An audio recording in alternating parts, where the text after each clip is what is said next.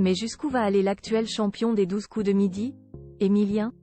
Le jeune étudiant en histoire n'aurait apparemment pas fini de nous éblouir avec sa grande culture et pourrait bien promettre de battre tous les records. Il se serait même déjà assuré une cagnotte vertigineuse.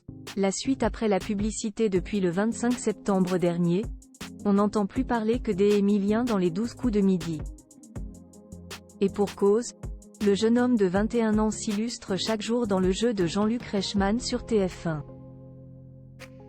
En une poignée de mois, il a non seulement déjà intégré le top 10 des meilleurs joueurs mais il s'est également bien enrichi. En effet, avec 127 participations à son actif, le compagnon de Jessica est assuré de bénéficier de 606 673 € de gains et de cadeaux. Des participations comptabilisées à la télé mais, en réalité, Emilien serait allé beaucoup plus loin dans son aventure. On le sait, Jean-Luc Reichmann enregistre plusieurs numéros de l'émission par jour et, ainsi, lui et les candidats ont de l'avance sur les téléspectateurs.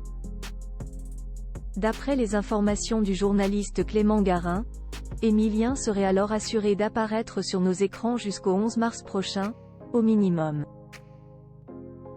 Il ne serait même toujours pas éliminé à l'heure où nous écrivons ces lignes et viendrait tout juste de remporter sa 169e victoire. Avec un tel tour de force, Emilien aurait réussi à se hisser à la 4e place des plus grands maîtres de midi.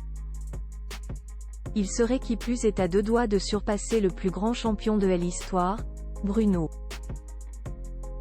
En 2021, ce dernier avait pulvérisé les records du programme en repartant avec une cagnotte d'une valeur des 1 026 107 €.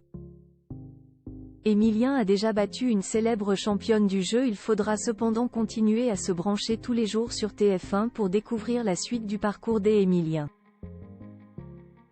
Notons toutefois qu'il a déjà battu Céline, ex-maître de midi impressionnante qui a joué du 14 mars au 24 juillet 2023.